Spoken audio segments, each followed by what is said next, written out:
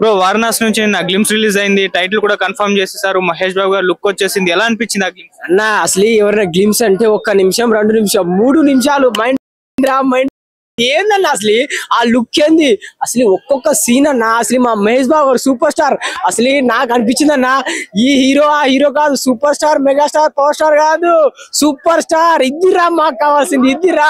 ఆ గ్లిమ్ చూస్తే అన్న గూసులు వచ్చిందన్న. ఇప్పుడు కూడా చూస్తుంటే ఆ BGM కి అసలు ఏందన్నా, ఆ త్రిశూలం నుంచి మహేష్ బాబు గారు ఎంట్రీ ఉంటదన్న. ఆ ఫేస్ చూస్తే నీ అమ్మ శివుని చూసాడు అనిపించింది అన్న. అసలు ఈ గ్లిమ్స్ మామూలు మైండ్ అంటే మైండ్ పోయిందన్న. అండ్ ఇంకోటన్నా, ఆ నంది మీద వస్తా అంటే సాక్షాత్తు శివుని చూసినట్టు అనిపించింది అన్న. ఇది రా ఇది, అటు జక్కన్న ఇటు కీరవాణి. జక్కన్న దర్శకత్వము, కీరవాణి మ్యూజిక్, మన మహేష్ బాబు అన్న ఎంట్రీ బాబా వేరే లెవెల్ అన్న.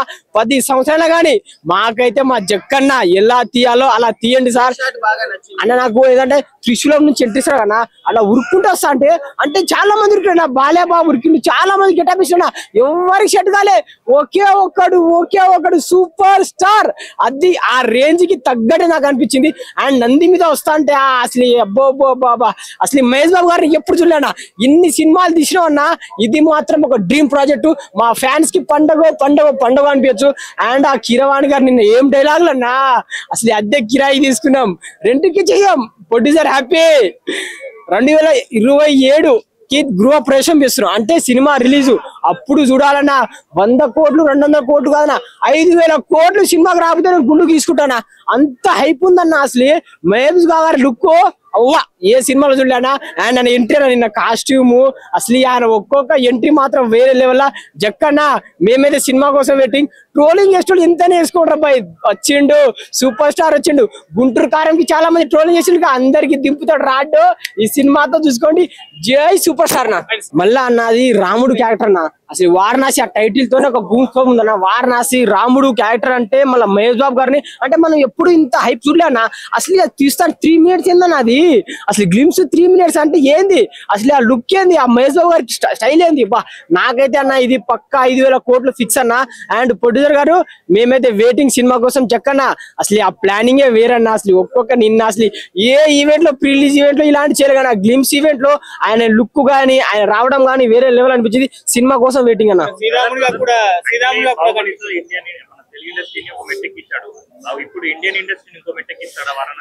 ఇంకో మెట్టు గానా వేరే లెవెల్. ఈ సినిమాతో మహేష్ బాబుని చాలా మంది బాగా చెప్పినా, మహేష్ బాబుని చాలా మంది పాన్ ఇండియా స్టార్ కాదురా అన్నాడు. ఈ సినిమాతో పక్క ఆస్కర్ వరకు పోతాడు. పాన్ ఇండియా కాదు, వరల్డ్ వైజ్. మహేష్ బాబు అంటే ఎవరు, సూపర్ స్టార్ అంటే ఎవరు, ఈ ఒక్క గ్లిమ్స్ చెప్తాదన్న. గూస్ బంప్స్ అన్న. ఇంటర్నెట్ మొత్తం, ఇన్స్టాగ్రామ్ యూట్యూబ్ మొత్తం షేక్ అయిపోతానా ఆ డైలాగ్ కి. ఏందన్నా మహేష్ బాబు, నేను నార్మల్ షర్ట్లు వద్దాం కూడా కానీ సార్ వద్దన్నాడు.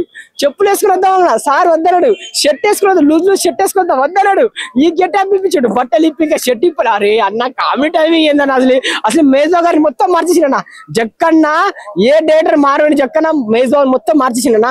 అసలు ఇప్పుడే ఇలా ఉందంటే ముందుంది ముసల పండుగ బాయ్, ఎక్కువ చెప్పుకోదు అన్న.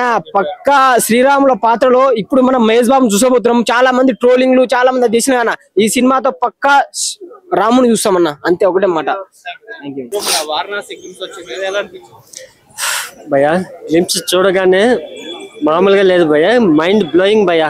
ఇప్పటి వరకు ఇండియన్ సినిమాలు అన్ని ఒక ఎత్తు అయితే, ఇప్పుడు వచ్చే సినిమా వారణాసి అనేది ఒక ఎత్తు భయ్యా. ఇది ఇండియన్ సినిమా రికార్డ్స్ నే కాదు భయ్యా, global records are in danger భయ్యా. ఆ విధమైన గ్లిమ్స్ ఇచ్చి పడేశాడు. ఒక్కసారిగా మహేష్ బాబు ఫ్యాన్సే కాదు, ఇండియన్ సినిమా ఫ్యాన్స్ కూడా ఎక్కడికో వెళ్ళిపోయారు భయ్యా. అంటే ఊహకందని రేంజ్ లో గ్లిమ్స్ ఇచ్చి పడేశాడు. ఆ గ్లిమ్స్ చూడగానే మైండ్ దొబ్బింది భయ్యా. ఆ విధమైన గ్లిమ్స్ ఇచ్చి పడేశాడు. అదేంది భయ్యా మామూలు గ్లిమ్స్ లో ఆ వింత ప్రపంచాలు, ఏదో యాక్షన్ అడ్వెంచర్ అనుకున్నాం కానీ మైథలాజికల్ అసలు ట్విస్ట్ అసలు ఊహించలేదు భయ్యా. నెవర్ సీన్ బిఫోర్ రివీల్ అంటే ఏదో అనుకున్నాను భయ్యా. Rajamouli never seen before reveal అన్నాను. ఏదో ఒక రివీల్ ఏదో సంథింగ్ ఏదో ఇస్తాడు అనుకున్నాను కానీ భయ్యా, యాక్షన్ అడ్వెంచర్ అనుకున్నాను, మైథలాజికల్ సైన్స్ ఫిక్షన్. అసలు వారణాసి ఎప్పుడు అక్కడ వచ్చే గ్లిమ్స్ లో మన వార సైన్యం అంతా రాముని మోస్తూ వచ్చే బ్యాక్గ్రౌండ్ మ్యూజిక్ తో ఇచ్చి పడేశాడు భయ్య. అది మైండ్ లో నుంచి వెళ్ళట్లేదు భయ్య. ఆ ఫ్రేమ్ అయితే అసలు దుమ్ము లేపేసింది భయ్య. ఫ్రేమ్ అయితే ఇప్పటి వరకు మీరు ఇండియన్ సినిమా చరిత్రలోనే కాదు, ప్రపంచ సినిమా చరిత్రలోనే ఇలాంటి సినిమా ఎప్పుడు చూడనంత రేంజ్ లో తీస్తున్నాడు భయ్య. ఇండియన్ బాక్స్ ఆఫీస్ నే కాదు, వరల్డ్ బాక్స్ ఆఫీస్ నే బ్లాస్ట్ చేయబోతున్నాడు. అక్కడ వచ్చే బ్యాక్గ్రౌండ్ మ్యూజిక్ అయితే Keeravani Oscar level background music ఇచ్చి పడేశాడు. మహేష్ బాబు అసలు నంది మీద వస్తుంటే మహేశ్వరుడు ఒక పరమేశ్వరుడు కనిపించాడు భయ్యా. అందులో ఉన్న నవరసాలని పండించు వచ్చే వీర విధ్వంసం సృష్టించే ఫైట్ 30 minutes ఉంటుంది భయ్య. ఆ 30 minutes అసలు తట్టుకోవడం మా వల్ల అయితే కాదు భయ్య. ఇచ్చి పడేశాడు. మామూలుగా అయితే గ్లోబల్ బాక్స్ ఆఫీస్ కే మీరెప్పుడు చూడని కొత్త రికార్డులని సృష్టించబోతున్నాడు భయ్య రాజమౌళి. ఇక్కడ నిన్న జరిగిన ఈవెంట్ ఇండియాలోనే కాదు ప్రపంచంలోనే బ్లాస్ట్ అయిపోయింది భయ్య. ప్రపంచంలో మొత్తం జయబాబు అంటున్నారు భయ్య సినిమాలు అయితే. ఆ విధంగా ఉంటుంది సినిమా అయితే.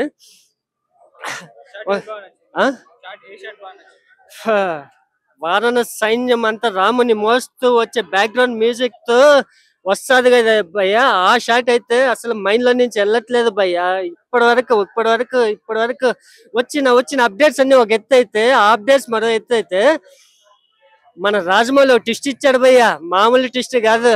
అసలు ఇప్పటికే హైప్ తట్టుకోలేకపోతున్నామంటే రాముని గెటప్ లో అనిమేషన్ భయ్య. రాముడి గెటప్ లో రాముడిని చూసగానే గూస్ పంప్స్ వచ్చాయని రాజమౌళి అంత ప్రపంచంలోని బిగ్గెస్ట్ డైరెక్టర్ కే గూస్ పంప్స్ వచ్చే కట్అవుట్ ని నిలబెట్టాడంటే మా పరిస్థితి ఏందో, ఇండియన్ ఆడియన్స్ పరిస్థితి ఏందో ఊహించుకుంటానే అసలు ఆగలేకపోతున్నాం భయ్యా. 2027 వరకు ఇంత హైప్ ఇచ్చి 2 years వరకు ఆగాలంటే నరాలు తెగిపోతున్నాయి భయ్యా. మామూలుగా ఇవ్వలేదు రాజమౌళి అయితే. సూపర్ గా ఉంటుంది సినిమా అయితే. వీర విధ్వంసం సృష్టించి పడేస్తాడు. ఆ కిరవాణి తాత మ్యూజిక్ ఇచ్చాడు భయ్య. ఇప్పటి వరకు ఇండియాలో ఎలాంటి మ్యూజిక్ చూసాడు? బండోడిచ్చే మ్యూజిక్, బక్కడిచ్చే మ్యూజిక్ చూసి ఎలా బాక్సులు బద్దలు కొట్టేసుకున్నాం. సడన్ గా సంచారి సాంగ్ తో బాక్సులు బద్దలు కొట్టాడు భయ్య. నిద్రపోతున్న ఇండియన్ ఆడియన్స్ ని లేపి మరి బాక్సులు బద్దలు కొట్టాడు భయ్య సంచారి పాడుతూ. బక్కడు బండోడే కాదు ముసలోడు ఉన్నాడని మన కీరవాణి గారు నిరూపించారు భయ్య. ఆస్కార్ అవార్డు విన్నర్ విజేత ఇండియన్ సినిమాని గ్లోబల్ స్థాయికి తీసుకెళ్లిపోతున్నాడు. మన మ్యూజిక్ ని కూడా నిన్న వచ్చే ఆ గ్లిమ్స్ లో వచ్చే బ్యాక్గ్రౌండ్ మ్యూజిక్ లో ఏది రాముని ఎలివేషన్స్ తోనే ప్లస్ హనుమాన్ ఎలివేషన్స్ తో ప్లస్ నందీశ్వరి ఎలివేషన్స్ తో ట్రాన్స్ఫార్మ్ చేస్తాడు భయ్య. మ్యూజిక్ అయితే మామూలుగా కాదు, సూపర్ గా ఇచ్చి పడేశాడు భయ్య. మామూలుగా లేదు సార్. మన వారణాసి నుంచి గ్లిమ్స్ వచ్చింది, దగ్గర 4 నిమిషాలు అనుకోండి. సో ఎలా అనిపించింది ఆ గ్లిమ్స్ అంతా?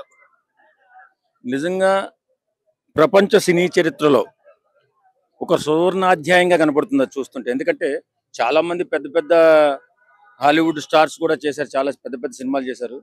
వాటిని అన్నిటిని కూడా తలదన్నేలాగా ఈవేళ తెలుగు సినిమా పరిశ్రమని ఈ స్థాయికి తీసుకెళ్లిన రాజమౌళి గారికి నిజంగా శిరస్సు వంచి నమస్కారం తెలియజేయాలి. ఎందుకంటే రాజమౌళి గారి సినీ ప్రస్థానం మొదలుపెట్టిన తర్వాత తెలుగు సినిమా ఇండస్ట్రీకి, అంటే అంత ముందు చేయలేదా, పెద్ద వాళ్ళు చేశారు కదా అనుకుంటారు, కానీ తారాస్థాయిలో అద్భుతంగా దేశ స్థాయి కంటే కూడా ప్రపంచ స్థాయికి కూడా వెళ్ళిపోయినటువంటి పరిస్థితి.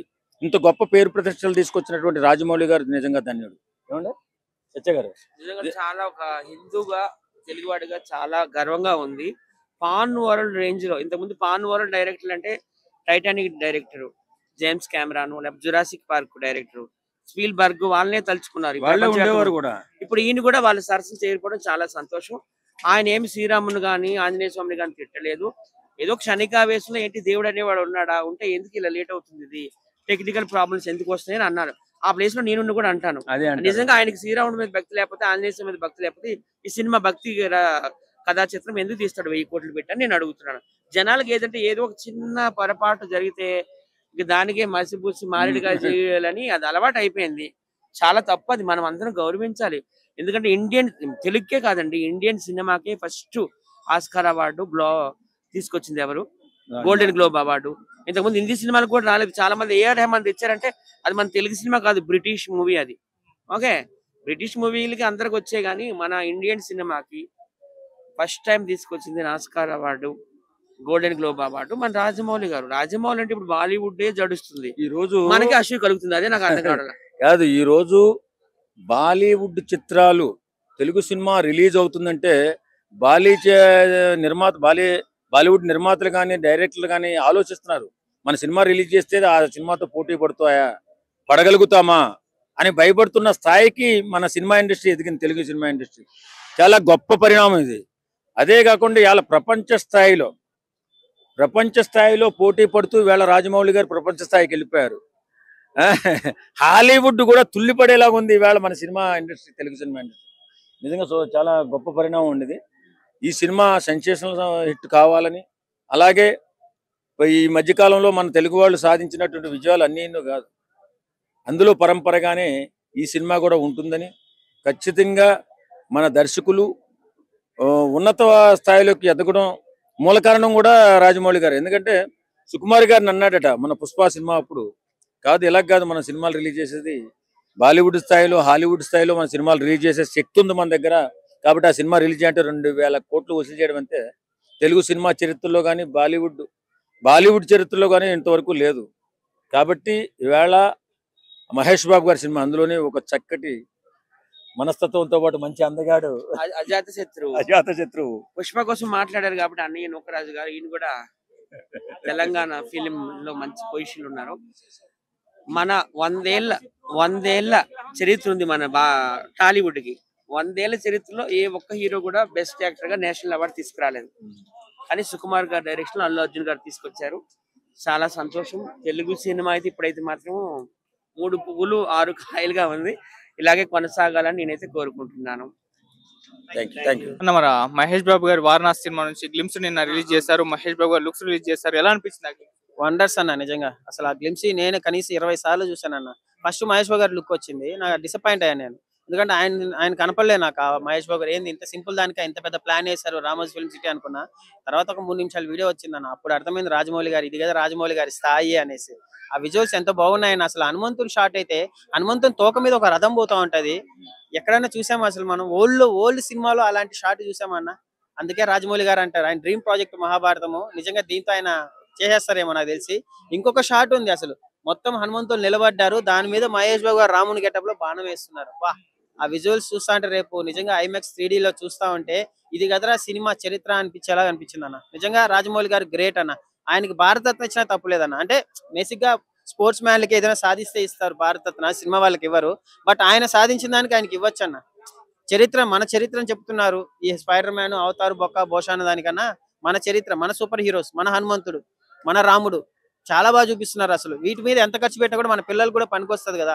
సో అలాంటి స్టోరీని తీసుకొని మహేష్ బాబు గారిని పాన్ ఇండియా తీసుకెళ్లి ఆయన స్థాయిని పెంచిన దానికి చాలా మంది ట్రోల్ చేస్తారు. మహేష్ బాబు గారు అమ్మాయి అంటే ఇక్కడ వరకే ఆయన స్థాయి ఇది కాదు. బేసిక్ గా ఆయన కూడా ప్రభాస్ రేంజ్, NTR రేంజ్ ఉన్నది. బట్ ఎక్కడో కలెక్షన్స్ ఈ మధ్య డిసైడ్ అవుతున్నాయి కాబట్టి ఆయన కూడా పాన్ ఇండియాకి తీసుకెళ్లి ఆయన స్థాయిని పెంచిన దానికి కూడా చాలా thank you sir.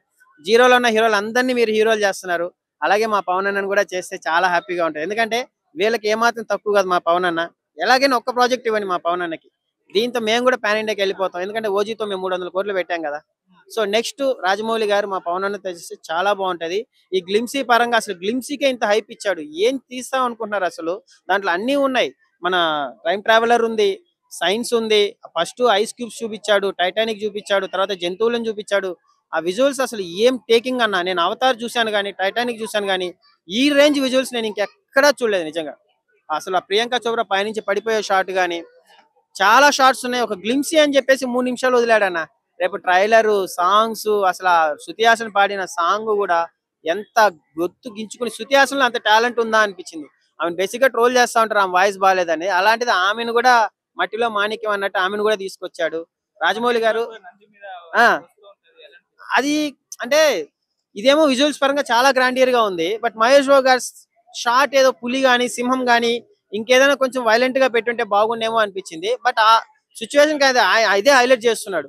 Varanasi plus అక్కడ నంది, ఆవు స్టోరీకి సింక్ అయింది కాబట్టి అంత బాగా చూపించారని నేను అనుకుంటున్నా. బేసిక్ అయితే ఆ షాట్ లో పులి గాని, సింహం గాని ఉండి ఆయన వస్తా ఉండింటే అది వేరేలే ఉండేది. బట్ మహేష్ బాబు గారు పుణ్యం చేసుకున్నారు సార్. మీరు రాజమౌళి గారి చేతిలో పడి మీరు ఇన్ని రోజులు తీసిన సినిమాలు ఒక ఎత్తు, ఈ ఒక సినిమా తీసి మీరు ఇంకా రేరు సినిమాలు ఆపేసినా కూడా మేలు సార్. అలాంటి సినిమా తీయబోతున్నారు మీరు. మహేష్ బాబు రాజమౌళి గారితో రాజమౌళి గారు మహేష్ బాబు గారితో తీయడం గ్రేట్ కాదండి. మహేష్ బాబు గారు రాజమౌళి గారు ఒప్పుకొని ఒక సినిమా తీసుకున్నారు చూసారా, దానికి మీ జన్మ ధన్యమైంది సార్. మీ నాన్న ఈ రోజు ఎక్కడ ఉంటాడో తెలియదు కానీ చాలా హ్యాపీగా ఫీల్ అవుతుంటారు. రాజమౌళి గారు సినిమా తీస్తున్నారు కదా, ఈ సినిమా నిజంగా 5,000 కోట్లు పక్కా కొడుతుందండి. పుష్ప అన్నారు 2,000 కోట్లు, బాహుబలి అన్నారు 1,800 కోట్లు, ఈ సినిమా స్థాయికి నాకు తెలిసి 10,000 కోట్లు పోయినా కూడా బాధ లేదండి.